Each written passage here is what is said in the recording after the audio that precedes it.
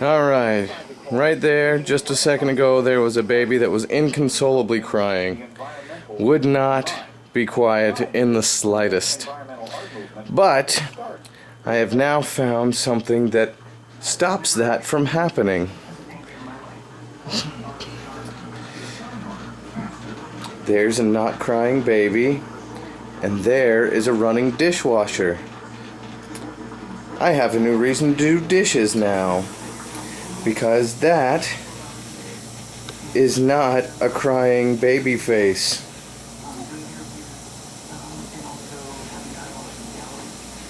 Which is a lot nicer than the crying baby face.